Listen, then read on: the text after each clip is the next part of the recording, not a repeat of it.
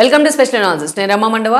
ఈరోజు అనాలిసిస్లో భాగంగా మనం తీసుకోబోతున్న టాపిక్ ఏంటంటే, ఇక్కడ ఒక టైటిల్ పెట్టినాను, తెబాస్ రేవంత్ అండ్ లోకేష్ ఇది కదా రాష్ట్రాలకు కావాల్సింది అని చెప్పేసి నేను ఒక టైటిల్ పెట్టడం జరిగింది.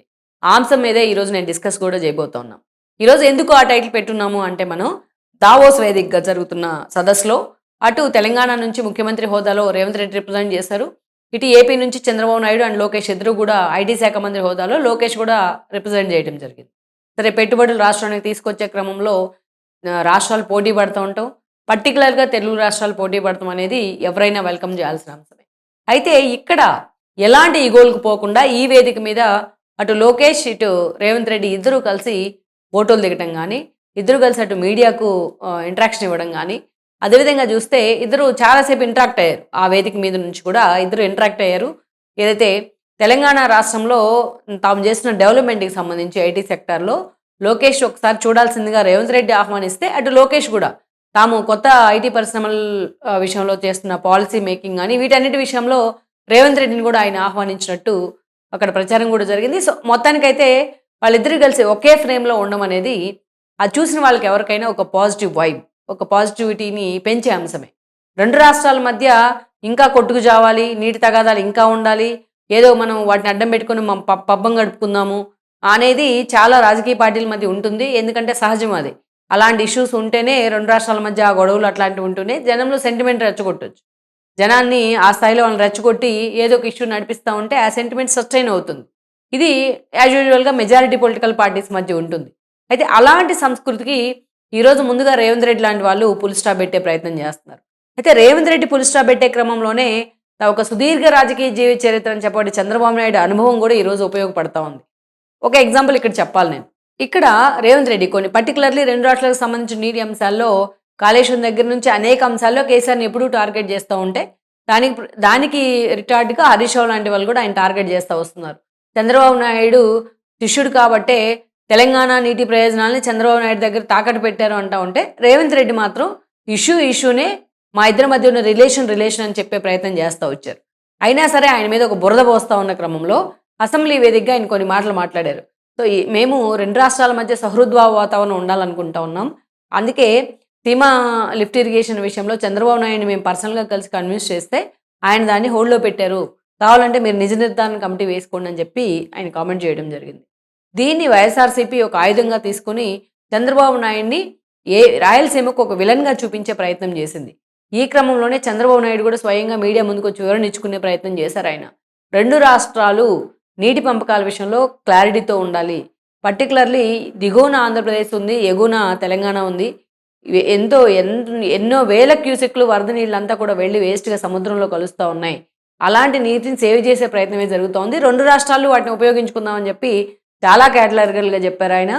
దట్టు ఈ క్రమంలోనే ఆ రోజు అసలు ఏదైతే మన పాల్మూరు రంగారెడ్డి ప్రాజెక్టు విషయంలో కేంద్రం వైఎస్ఆర్సీపీ అభిప్రాయం అడిగితే వైఎస్ఆర్సీపీనే క్లెయిమ్ చేసుకుంది, వాళ్ళ పేపర్లో కూడా రాయడం జరిగింది జగన్మోహన్ రెడ్డి అనుకో. పర్టికులర్గా మేము దాన్ని వ్యతిరేకించాం, ఇది ఏపీకి ద్రోహం చేసే ప్రాజెక్టు, ఆ నీటి పంపకాల విషయంలో కూడా తేడాలు వస్తాయి, మీరు దాన్ని మేము ఒప్పుకోమని చెప్పేసి వాళ్ళు దాన్ని అడ్డుకున్నారు. ఇదే అంశాన్ని వాళ్ళు హైలైట్ చేసుకున్నారు. అంటే రెండు రాష్ట్రాలు సమానం, విడిపోయినా సరే మనం కలిసి ఉందాం అని చెప్పి చంద్రబాబు నాయుడు చెప్తున్నారు. యూదులు 1,000,000 మందే ఉండొచ్చు, వాళ్ళందరూ కూడా ఎంతో యూనిటీ ఉంటారు, సో తెలుగు రాష్ట్రాల్లో రెండు రాష్ట్రాలుగా ఉన్న తెలుగు జాతి చాలా గొప్పది, అందుకే మనం కలిసే ఉండాలి, మనకి గొడవలు వద్దని చెప్పి ఆయన చెప్తా ఉన్నారు. చాలా సహృద్భావ వాతావరణంలో మనం సమస్యల్ని పరిష్కరించుకుందాం అని చెప్తా వెల్కమ్ చేస్తూ ఉన్నారు. గతంలో కూడా కొన్ని ఇష్యూలో రేవంత్ రెడ్డి ఇంతే ఇనిషియేట్ చేశారు. అయితే ఈ క్రమంలోనే వైఎస్ఆర్సీపీ దీన్ని ఏదో బొంబాటు చేయాలని ప్రయత్నం చేసి పప్పులో కాలేసింది, అది వేరే విషయం. అయితే ఇక్కడ రేవంత్ రెడ్డి చంద్రబాబు నాయుడు అంత హుందాగా మాట్లాడిన తర్వాత రేవంత్ రెడ్డి కూడా మేమే మిమ్మల్ని ఇన్వైట్ చేస్తున్నాం, అవసరమైతే మేము అమరావతికి కూడా మా సపోర్ట్ ఉంటుంది అని చెప్పి చాలా హృదయంగా ఆయన మాట్లాడడం జరిగింది. రాజకీయ అంశాలని పక్కన పెడదాం, తర్వాత రాజకీయాల సంగతి తేల్చుకుందాం, రెండు రాష్ట్రాల మధ్య సహృద్భావ వాతావరణం ఉండాలి, హైదరాబాద్ తరహాలోనే అమరావతి ఎదగాలి అని నేను కోరుకుంటున్నానని రేవంత్ రెడ్డి కూడా చెప్తా ఉన్నారు. చంద్రబాబు నాయుడు శిష్యున్నైనా సరే బట్ పాలన విషయంలో మా ఇద్దరి మధ్య పోటీ ఉంటుందని చెప్పి గర్వంగా చెప్తా ఉన్నారు. అలాంటి సమయంలో దావోస్ వేదికగా కలిసారు వీళ్ళు. దావోస్ వేదికగా అంటేనే ఏ రాష్ట్రానికి ఎక్కువ పెట్టుబడులు వస్తాయి, ఏ రాష్ట్రానికి ఎక్కువ పరిశ్రమలు వస్తాయి అనే విషయం మీద పోటీ ఉంటుంది ఆబ్వియస్లీ. దట్టు ఇటు నుంచి చూస్తే తండ్రి కొడుకులు ఇద్దరు వెళ్ళున్నారు. అయినా సరే రేవంత్ ఎక్కడ వెనక్కి తగ్గని పరిస్థితి. అక్కడే చిరంజీవి ఉంటే జ్యూరిచ్లో ఆయన పిలిపించుకున్నారు దావోస్కి రేవంత్ రెడ్డి. ఇది కూడా నెగిటివ్ ఇంపోజ్ చేసే ప్రయత్నం జరిగింది. చిరంజీవి అంటే ఒక బ్రాండ్ ఈ రోజున. ఆ బ్రాండ్ని తెలంగాణకు ఉపయోగించుకోవడంలో తప్పేం లేదు నేను అనుకుంటున్నా. సో అది కూడా నెగిటివిటీని స్ప్రెడ్ చేసే ప్రయత్నం చేశారు. అయితే అదే వేదిక మీద నుంచి ఒక మెసేజ్, మా మధ్య మేమంతా బాగానే ఉన్నాం, తెలుగు రాష్ట్రాల ప్రజలు కూడా బాగుండండి అనే ఒక మెసేజ్. ఈరోజు లోకేష్ మంత్రిగా ఉండొచ్చు, కానీ ముఖ్యమంత్రి కొడుకు కాబట్టి ఆ స్థాయిలోనే ఆనర్ చేస్తూ ఉన్నారు ఆయన. సో అందుకని ఒక మెసేజ్ ఇచ్చే ప్రయత్నం చేశారు వాళ్ళిద్దరూ కూడా. ఇంకొకటి ఏంటంటే, ఈ మధ్య పొలిటికల్గా వాళ్ళ మధ్య కొంత డైలాగ్ వార్ జరిగింది. దానికి కూడా ఫుల్ స్టాప్ పెట్టే ప్రయత్నం చేశారని నేను అనుకుంటా ఉన్నా.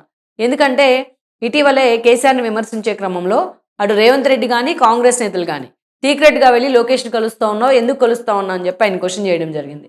ఆయన ఏం చెప్పారంటే, కేటీఆర్ అవును బరాబర్ కలుస్తూ ఉన్నా, లోకేష్ నా తమ్ముళ్ళు లాంటోడు అని చెప్పాడు. అది కూడా జూబ్లీ హిల్స్ ఉప ఎన్నిక క్రమంలోనే. అయితే లోకేష్కి ఈ క్వశ్చన్ ఎదురైనప్పుడు అవును కలుస్తున్నాను నేను, రేవంత్ రెడ్డి పర్మిషన్ తీసుకొని కేటీఆర్ని కలవాలా అని చెప్పి చాలా సెటరిక్గా సర్కాస్టిక్గా మాట్లాడారు లోకేష్ ఆ రోజు. అయితే ఎందుకు మాట్లాడారంటే, అంతకుముందే రాష్ట్ర ప్రయోజనాల విషయం కావచ్చు, మిగతా అంశాల్లో చంద్రబాబు నాయుడు తీరుని రేవంత్ రెడ్డి కొన్ని విషయాల్లో తప్పు పట్టారు. దానికి రిటార్ట్ ఇచ్చే విధంగా లోకేష్ ఆ రోజు రిటార్ట్ ఇవ్వడం జరిగింది. అయితే ఈ విషయంలో కొంత కాన్ఫ్లిక్ట్ ఉండింది, అటు రేవంత్ ఫాలోవర్స్ కావచ్చు, ఇటు లోకేష్ ఫాలోవర్స్లో. అండ్ ఇంకొకటి ఏంటంటే, ఇక దీంతో పాటు ఇటీవల కాలంలో టీడీపీ క్యాడర్ని నిజంగానే రేవంత్ ఓన్ చేసుకుంటా ఉన్నారు. ఎక్కడికి వెళ్ళినా పీఆర్ఎస్ని పూర్తిగా భూస్థాపితం చేయగలిగేది టీడీపీ క్యాడరే. టీడీపీ గద్దెల్ని కోలుకొట్టినందుకు, చంద్రబాబు నాయుడిని తెలంగాణ నుంచి దూరం చేసినందుకు, తెలంగాణలో పార్టీని పూర్తి స్థాయిలో నాశనం చేసినందుకు కేసీఆర్కి పూర్తి శిక్ష పడాల్సిందే, అది మీతోనే సాధ్యమని రేవంత్ రెడ్డి చెప్తా ఉన్నారు. ఎందుకంటే త్వరలోనే లోకల్ బాడీస్ రాబోతూ ఉన్నాయి, జీహెచ్ఎంసీ రాబోతూ ఉన్నాయి. మన జూబ్లీ హిల్స్లో కూడా ఇదే నినాదం పనిచేసింది రేవంత్ రెడ్డికి. అందుకే ఈరోజు లోకేష్ లాంటి వాళ్ళతో సాన్నిహిత్యం అవసరం, తాము టీడీపీతో తన సంబంధాలు సఖ్యంగానే ఉన్నాయనే ఒక మెసేజ్ అవసరం, టీడీపీ ఫాలోయర్స్ కోసమైనా వాళ్ళ ఓట్ల కోసమైనా. అందుకే అటు రాజకీయంగా కూడా రేవంత్ రెడ్డి ఈ అవకాశాన్ని తను సద్వినియోగం చేసుకుంటా ఉన్నారని నేను అనుకుంటా ఉన్నా. అందుకే లోకేష్తో దావోస్ వేదిక మీద కలిసి ఇద్దరు ఒకే ఫ్రేమ్లో కనిపించడం, మంచి అంశాల మీద వాళ్ళు డిస్కస్ చేసుకోవడం. సో కారణాలు ఏవైనప్పటికీ కూడా ఇదొక పాజిటివ్ వైబ్గానే మనం చూడాలి. Please share, like and subscribe R24 Telugu YouTube channel.